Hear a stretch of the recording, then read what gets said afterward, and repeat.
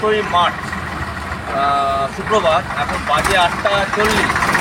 আজকে একটা নতুন জায়গায় যাচ্ছি। জায়গাটা অ্যাকচুয়ালি একটা সংস্থা 50 বছর ধরে ট্রাইবেল বিশেষত লোধা সম্প্রদায়ের মানুষের জন্য কাজ করে যাচ্ছে। তাদের একটা ফার্মস্টে আছে, সেটা এখান থেকে প্রায় 20 কিলোমিটার দূরে, 20-22 কিলোমিটার দূরে। তো বেনাপুর হয়ে যেতে হবে। তো চলুন গিয়ে ওখানকার টোটাল ব্যবস্থা এবং কী কাজ করছে, তাদের ইতিহাস এবং ফার্মস্টেটা দেখবো আমরা। এবং গ্রামের মধ্যে অতীব সুন্দর জায়গা ওটা। চলুন আমাদের সাথে। এখন আমরা যাচ্ছি বেনাপুরের রোড। অ্যাকচুয়ালি এলাম আমরা এই খড়গপুর দিয়ে যে গোপালী, এখানে আমরা দাঁড়িয়ে আছি গোপালীর মোড়টায়। আর এদিকটা হচ্ছে কেশিয়ারি, আর আমরা যাবো এই পথে বেনাপুরের দিকে যাবো। অ্যাকচুয়ালি জায়গাটা হচ্ছে মকরমপুরের থেকে আর একটু ডান দিকে যেতে হবে। তো চলুন আমাদের সাথে। এই রাস্তাটা মানে খুবই সুন্দর। রাস্তার দু সাইডে গাছ, আর রাস্তাটাও ভালো, না টু হুইলার চালানোর জন্য বেস্ট রাস্তা। তো এরকম রাস্তা দিয়ে যেতে হবে প্রায় 10 কিলোমিটার, তারপর হাইওয়ে দিয়ে যেতে হবে। খুব সুন্দর রাস্তা। চলুন। আমি এখন দাঁড়িয়ে আছি অ্যাকচুয়ালি বেনাপুর রেলগেটের ওখানে। তো আমরা এলাম এই পথ ধরে, আমরা এলাম। যেতে হবে অ্যাকচুয়ালি মকরমপুরের দিকে এই পথ ধরে। তো এখান থেকে মকরমপুর আরও 8 কিলোমিটার। তো চলুন, রাস্তা অবশ্য ভালো। চলুন। মকরমপুরের মোড়টায় আমরা আছি, এই হাইওয়ে সামনে, ওপরে হাইওয়ে। তো এর মধ্যে দিয়ে ঢুকে লেফট সাইড নিতে হবে। তা হাইওয়ে দিয়ে আরও প্রায় বোধহয় 3-4 কিলোমিটার যেতে হবে, তারপর ডান দিকে ঘুরতে হবে। ঠিক আছে, চলুন। এটা হচ্ছে NH 60। আমরা এলাম অ্যাকচুয়ালি এই পথ দিয়ে, উড়িষ্যা রোড এই দিক দিয়ে এলাম। তো এই যে এখানে HP পেট্রোল পাম্প আছে, এর পরে আর একটা পেট্রোল পাম্প এখানে পড়বে। সেই পেট্রোল পাম্প থেকে ডান দিক দিয়ে ঘুরে যেতে হবে, ওখানে বোর্ড লাগানো আছে। তো চলুন। রাস্তার দু সাইডে পলাশ গাছ বেশ লাল হয়ে আছে, আর একটুখানি বাকি আছে। ইন্ডিয়ান অয়েলের পেট্রোল পাম্পটা, মানে ওটা রুটের সেকেন্ড পেট্রোল পাম্পটা এখানে পড়বে। আর এখানে বিদিশা বলে এখানে আরও দেওয়া আছে, NH 60 এটা। তো মানসকন্যা বিদিশা, এই এখানে রাস্তা ক্রস করা, এখানে রাস্তা রয়েছে, একটুখানি গেলেই বিদিশা। চলুন। এই যে এখানে বিদিশা লেখা আছে, আমরা এবার এই রাস্তাটা ধরে চলে যাব। আমরা এসে গেছি, এবার এই গেটটা দিয়ে ঢুকবো। এই গেটটা খোলা আছে।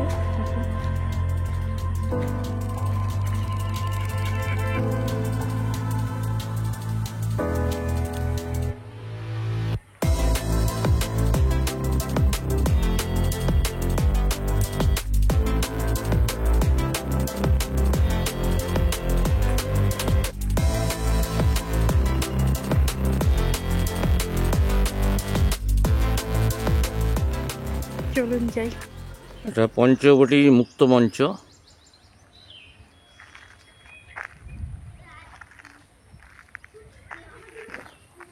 এখানে একটা কটেজ টাইপের আছে, এখানে থাকার জায়গা আছে। আমি ভাড়া টাড়াগুলো পরে বলে দেবো কোনটার কি ভাড়া। এটা আম্রপালি, এটা একটা থাকার জায়গা। ওদিকেও একটা কটেজ আছে। আর এটা হচ্ছে লাইব্রেরি। এই কটেজটা আমরা এখন আপাতত থাকবো। আমরা ডে আউটিংয়ে এসেছি, নাইট স্টে পরে করবো। এখন দেখি ভিতরে যাই। এই কটেজটা আমরা আপাতত থাকবো, বিকেল অবধি থাকবো। ঠিক আছে। গোকুল, এই রুমটাতেই আমরা আছি। এখানে বাইরে একটা কলিং বেলও আছে, বেল দেওয়া রয়েছে।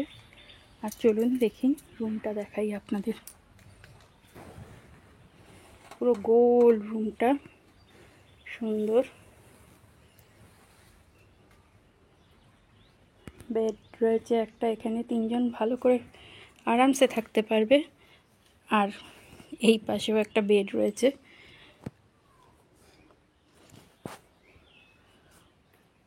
সামনে একটা মিরর দেওয়া রয়েছে, চেয়ার টেবিলও রাখা আছে, জাগ গ্লাস সবই আছে।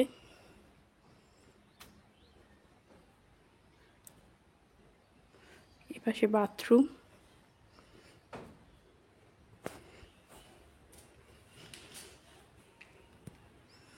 বাথরুমে গিজার, এক্সস্ট ফ্যান সবই আছে।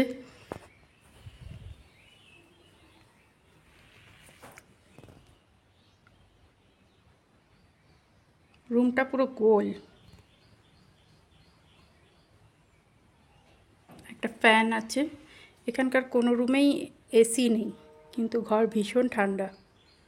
আর এখানে চার্জ দেওয়ারও কোনো অসুবিধা নেই। এখানে চার্জিং পোর্ট দেওয়া রয়েছে, খালি কেবলটা আনলেই হয়ে যাবে। এখানে একটা চার্জিং পয়েন্ট রয়েছে, আর এই দরজার সামনে একটা চার্জিং পয়েন্ট আছে। এটা পাঞ্চালি, এখানে অফিস রুমটা আছে। আর এদিকে বোধহয় খাওয়ার জায়গাটা, এখানে খাওয়ার জায়গাটা এদিকে না? হ্যাঁ, খাওয়ার জায়গাটা এদিকে।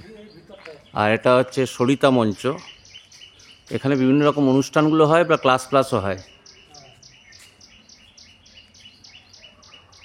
অপূর্ব। আর ওদিকে পুকুরটা রয়েছে, পুকুরটা যাই। এই হচ্ছে পুকুরটা। এখানে প্রচুর মাছ আছে, মাছও ধরবো দেখি। এখানে একটা নৌকাও রাখা আছে। পুকুরের মধ্যে আবার একটা গাছ আছে। ওইদিকে একটা হোস্টেল আছে। এখানে ট্রাইব লোধা সম্প্রদায়ের লোকদের মানে বাচ্চাদের এখানে রাখা হয়, আশ্রম টাইপের। তো এখানে আছে প্রায় টোটাল 80 জন মতন স্টুডেন্ট এখানে আছে। এই হচ্ছে আমার সেই ঐতিহাসিক গাড়ি, যেটাকে নিয়ে আমি দুনিয়া ঘুরে বেড়াই। ব্যাটারি, কিন্তু এটা নিয়ে 30 কিলোমিটার 40 কিলোমিটার চলে যাই, ডবল ক্যারি করে।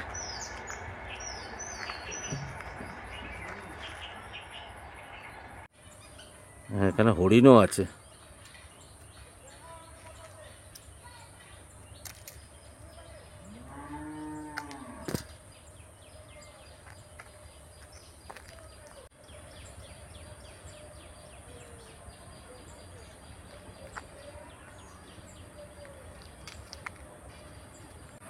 রেল লাইনের পাশেই একদম, এই যে মালগাড়ি যাচ্ছে।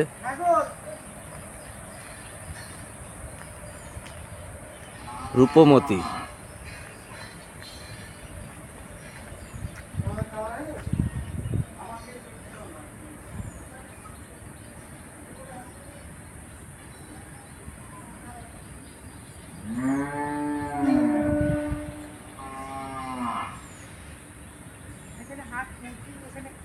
খরগোশও 2003 সালে উনি মারা যান। এই ঘরটাতেই উনি থাকতেন, প্রফেসর প্রবোধ কুমার ভৌমিক, যিনি এই হোমস্টের ফাউন্ডার। উনি এই ঘরটাতে আমৃত্যু এই ঘরটাই থাকতেন। তো রেখে দেওয়া আছে এইভাবেই। এটা হচ্ছে মাকড়া পাথরের একটা শিবলিঙ্গ। এ বহু যুগ আগের। এটা কুলটিগিরি থেকে আনা হয়েছিল গাড়ি করে। ওই প্রমোদ কুমার ভৌমিক, যিনি ফাউন্ডার, ওনাকে দিয়েছিল আর কি একটা। তো এটার বিশেষত্ব হচ্ছে এটা মাকড়া পাথরের শিবলিঙ্গ। জেনারেলি কোষ্ঠী পাথরের হয়, এটা খুব কমই দেখতে পাওয়া যায়। এটা কমসে কম বহু শতাব্দী প্রাচীন। এটা এখানে আনা হয়েছে। প্রচুর জিনিস আছে। তো এই হচ্ছে আমাদের ব্রেকফাস্ট, লুচি, আলুর তরকারি, মিষ্টি। খুব সুন্দর, বেশ খিদেও পেয়েছে। খরগোশগুলো দেখেছো? ও, এখানে খরগোশ আছে, বাহ।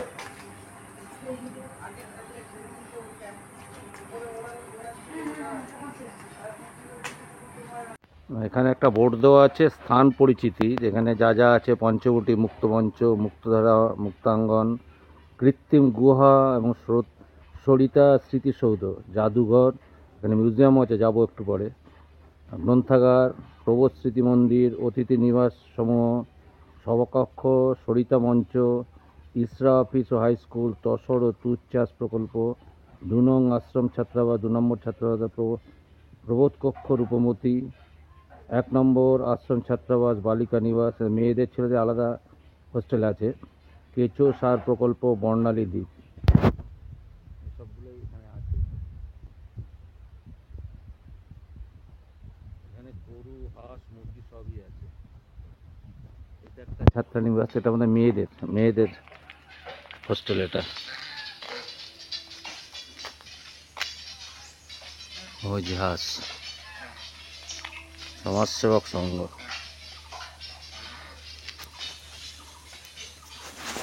এটা হচ্ছে গোবর গ্যাস প্ল্যান্টের এদিকটা ফার্ম হাউস। হ্যাঁ, এই যে ট্রেন যাচ্ছে। অপূর্ব। হ্যাঁ বলুন। হ্যাঁ, এইদিকে চাষ হয়।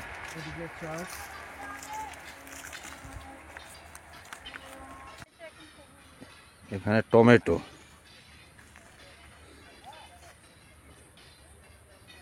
এখান থেকে চাষ হয়ে যেটা ওঠে ওইখানে হোস্টেলে খাওয়া দাওয়া হয়, বা এগুলো বাইরে বিক্রি করে সেই টাকায় হোস্টেলে খরচা জোগাড় করা হয়।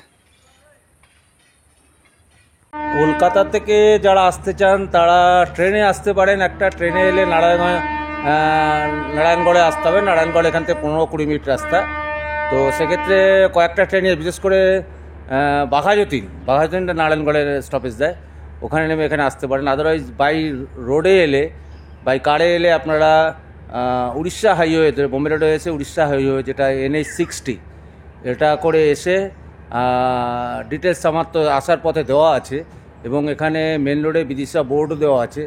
দুটো পেট্রোল পাম্প ক্রস করে মকরমপুরের পরে বোর্ড দেখে এলে এখানে 4 হুইলারে আসতে পারবেন, বা 2 হুইলার খড়গপুর থেকে এলে আমি যেরকম এলাম ওইভাবেই আসতে হবে। তবে এইটুকু এখানে টোটাল 6টা রুম আছে, যদি মানে হোমস্টে টাইপের আর কি, উইথ ফুড। যদি একদিন টোটাল থাকতে চান তাহলে পার হেড পার ডে 1300 টাকা। তার মধ্যে লাঞ্চ, ডিনার, ব্রেকফাস্ট আর ইভিনিং স্ন্যাক্স যেটা ওটা থাকবে। আর যদি অনলি ডে আউট, নাইট থাকতে চান না, যারা থাকতে চাইবে না, তাদের ক্ষেত্রে মর্নিং ব্রেকফাস্ট, লাঞ্চ আর ইভিনিং স্ন্যাক্স সেটা দিয়ে সেটা হচ্ছে 650 টাকা। তো সেক্ষেত্রে রুমটা আপনি সারাদিন ইউজ করতে পারবেন, সন্ধ্যের পরে ছেড়ে দিতে হবে। যারা কলকাতায় যে নাইট স্টে না করতে চায় তাদের ক্ষেত্রে সেটা সুবিধা, সন্ধ্যের পরে বেরিয়ে যেতে পারবে। তো ইভিনিং তো 650 টাকা হচ্ছে পার ডে উইদাউট নাইট, আর 1300 টাকা একদিন টোটাল ডে এখানকার ভাড়া। তো আসতেই পারেন, আমার মনে হয় ভালো লাগবে। এই হচ্ছে ডাইনিং রুম। হ্যাঁ, বিরাট রুম। যদিও এখানে আমরা আজকে দুপুরে এখন খাবো না, আমরা মর্নিংয়ে ব্রেকফাস্ট যেখানে করেছিলাম ওখানেই খাবো, কারণ এখানে লোক তেমন নেই। লোক বেশি হলে এখানে খাওয়া দাওয়ার ব্যবস্থা করা হয়। ওখানে অ্যাকোয়াগার্ডও আছে, খুবই সুন্দর। ওই যে ওদিকটা হচ্ছে অর্জুন গাছের জঙ্গল, আয়ুর্বেদিকের একটা খুব মানে গাছ অর্জুন, সুগার কন্ট্রোল প্লাস রক্ত পরিষ্কার করা, এটা অর্জুন গাছের এখানে। ওই দিকে লাইন, যে পাথরের স্টোনগুলো দেখছেন, এগুলোর একটা ইতিহাস আছে। অ্যাকচুয়ালি একটা সময় বর্গি আক্রমণের হাত থেকে বাঁচার জন্য বাড়ির বাইরে আগে মানুষরা এগুলো রেখে দিত, এবং এখানে খাবার দাবার এসব রেখে দিত যাতে বর্গিরা অ্যাটাক না করে। তো পাথরগুলো বিভিন্ন জায়গাতে জোগাড় করে রেখেছে এখানে।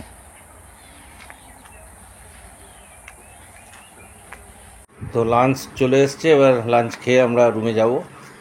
লাঞ্চে মোটামুটি আছে ভাত, আলু ভাজা, উচ্ছে ভাজা, ডাল, ওদিকে আলু, পুঁই শাক, কুমড়োর একটা তরকারি, ওদিকে চিকেন, চাটনি, আর ওদিকে স্যালাড। চাটনিটা দিয়ে যায়নি, চাটনি দিয়ে যাবে। তো ঠিক আছে, মোটামুটি হ্যাঁ, হ্যাঁ, খেয়ে ওঠার পরে আরও অনেক কিছু দেখানো আছে ফার্মস্টেতে। তো খেয়ে নিই আগে। এছাড়াও চাটনি, দই, মিষ্টি সবই আছে। দুর্দান্ত মেনু। এটা অপরান্ত একটা স্মৃতিসৌধ।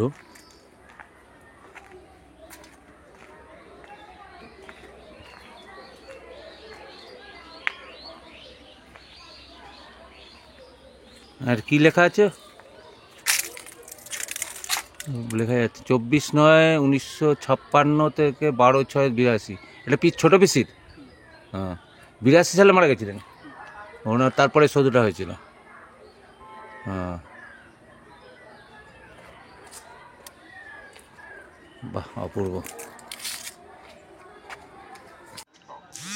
এখানে একটা কৃত্রিম গুহাও রয়েছে। গুহার মধ্যে একটা জৈনদের তীর্থঙ্করের ঋষভনাথের একটা মূর্তি রয়েছে। আমরা জানি জৈনদের 24 জন তীর্থঙ্কর ছিলেন, তো ফার্স্ট তীর্থঙ্কর যিনি ছিলেন উনি হচ্ছেন ঋষভনাথ, এবং মানা হয় উনি জৈনিজমের ফাউন্ডার।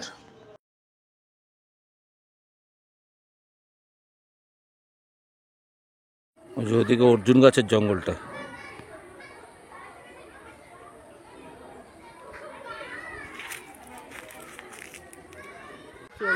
বাহ, স্কুল আশ্রমের ছেলেমেয়েরা সব খেলাধুলো করছে, দেখলেও ভালো লাগে এগুলো।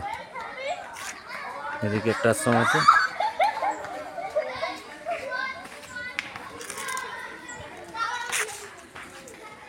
দেখুন এখানে একটা শিলা রয়েছে, ওর মধ্যে শিব মূর্তি আছে। এগুলো সব ধারে কাছেই মাটির নিচ থেকে পাওয়া, কয়েক হাজার বছর আগের। দেখুন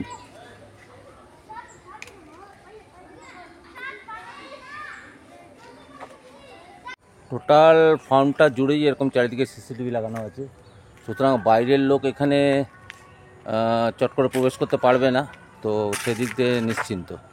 পুরো ফার্ম জুড়ে সিসিটিভি আছে, আর ফার্মটা জুড়ে টোটাল কিন্তু ওয়াইফাইও আছে, তো নেটেরও কোনো প্রবলেম নেই। তো এখন আমরা একটু এখানকার ফার্মস্টের মিউজিয়াম একটা আছে সেটা যাচ্ছি। রাঢ় সংস্কৃতি সংগ্রহশালা এবং লাইব্রেরি, দোতলায় লাইব্রেরি আছে, লাইব্রেরিতে যাবো। একতলায় মিউজিয়ামটা, চলুন। এটা হচ্ছে আন্দামান থেকে আনা। ওনার নাম কি? মধুবালা,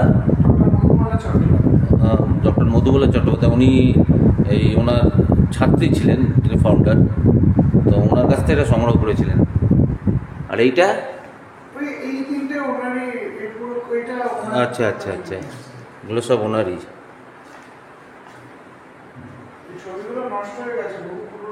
হ্যাঁ, দেখতে পাচ্ছি। আর এই পাথরগুলো? আচ্ছা, এখানে ভ্যারাইটি স্টোন।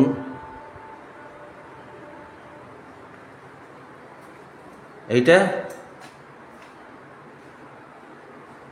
দড়ি রয়েছে।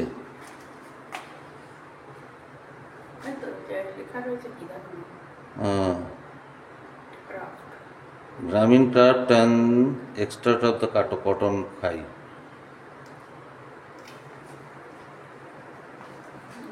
অপূর্ব। হ্যাঁ, টুসু সাঁওতালদের। বাহ,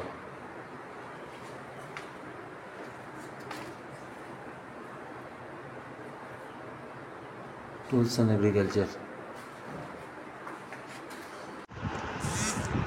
স্থানীয় নারায়ণগড় এবং স্থানীয় জায়গায় খননের সময় এখানকার আদিবাসীরা বা স্থানীয় মানুষরা যে সমস্ত পুরনো প্রত্নতাত্ত্বিক জিনিসপত্র নিদর্শন পেয়েছিল মাটি খননের ফলে, তো সেইগুলো ওনারা এই বিদিশার ফাউন্ডার প্রফেসর প্রবোধ কুমার ভৌমিককে ওনারা কালেক্ট করে দিয়েছিলেন। তা সেইগুলো নিয়েই এই সংগ্রহশালাটা তৈরি হয়েছিল, তো খুব অপূর্ব। এছাড়াও লোধা সম্প্রদায় এবং আদিবাসীদের ব্যবহৃত টুপি, ব্যবহৃত পোশাক এবং তীর ধনুক যেগুলো ব্যবহার করতো ওনারা, তা সেগুলো এখানে সংগ্রহশালায় আছে। আচ্ছা, এটা একটা বিষ্ণু মূর্তি, এটা স্থানীয় জায়গা থেকেই পাওয়া, দু সাইডে একই। অপূর্ব, খুব সুন্দর লাগলো লাইব্রেরিটা আর মিউজিয়ামটা। এটা একটা সেমিনার রুম, প্লাস বাচ্চারা সিনেমা টিনেমা দেখলে বা কোনোরকম কমনভাবে কিছু করলে এই রুমটার মধ্যে হয়, কমন থিয়েটার, মুভি, অপূর্ব। এই চিঠিটা হোয়াইট হাউস থেকে বিল ক্লিন্টন পিকে ভৌমিক, যিনি এখানকার ফাউন্ডার, ওনাকে দিয়েছিলেন 1990 সালে। ওনাদের বাড়ি তখন ছিল লেক টাউনে, তো লেক টাউনের বাড়ির অ্যাড্রেসে এই চিঠিটা এসেছিল। এই যে উনি অপূর্ব, উনি ছোট পিসি, ওনার স্মৃতিতে এখানকার স্মৃতিসৌধটা আছে, ফ্যামিলির সব ছবি আছে। এগুলো হচ্ছে আগেকার দিনের রেল লাইনের সিগন্যাল ইয়েটা।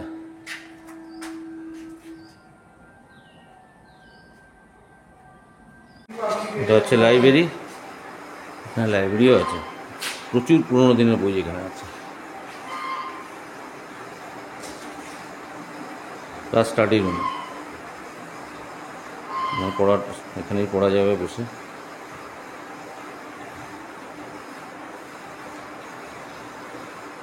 সত্যি অপূর্ব।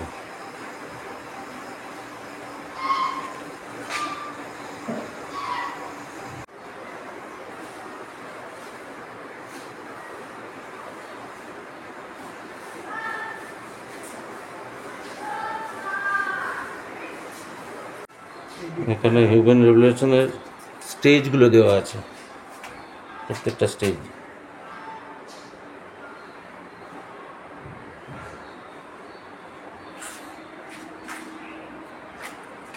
ঠিক আছে, না না সেটা ঠিক, সেটাই তো কথা। পাবলিশ বুকস অফ ইসরা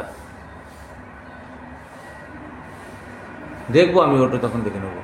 এটা হচ্ছে জ্যোতিগৃহ, এখানে দুটো রুম আছে, এটা জ্যোতিগৃহ 1 আর জ্যোতিগৃহ 2। এর দুটো একই রকম আছে, একটা রুম ভিতরে ঢুকিয়ে দেখিয়ে নিচ্ছি।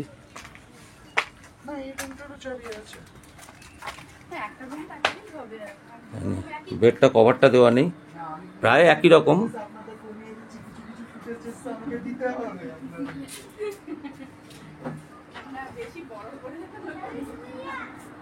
বাহ, 3 জন ভালো রকম শুয়ে পড়তে পারবে। এটাও কঞ্চির বাঁশের। বাথরুমটা, এটাও গিজার আছে, বেসিন, আয়না, কোমোট, ঠিকই আছে।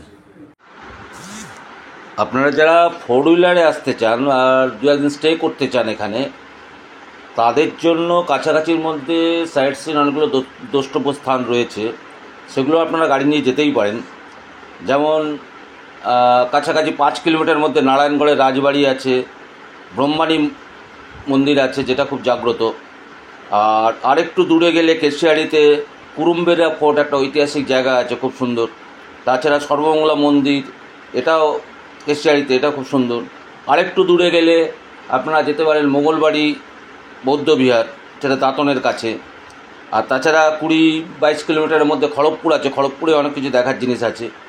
তো এখানে স্টে করে সাইট সিন অনেকগুলো জিনিস করা যায়। আর তাছাড়া আর এই ফার্মস্টের ব্যাপারে কয়েকটা কথা নিশ্চয়ই বলবো, যে এখানে কিন্তু জেনারেটর ফ্যাসিলিটি আছে, এখানে সিসিটিভি ক্যামেরা রয়েছে, এবং এখানে কিন্তু টোটালটাই একটা ওয়াইফাই রয়েছে এবং অ্যাকোয়াগার্ডের ব্যবস্থা রয়েছে, সুতরাং এখানে কোনো প্রবলেম হবে না। তো আপনারা আসুন, যথেষ্ট ভালো লাগবে। আর একটা কথা নিশ্চয়ই বলার দরকার, এই ফার্মস্টেতে কিন্তু কমার্শিয়াল পারপাস ইউজ হয় না।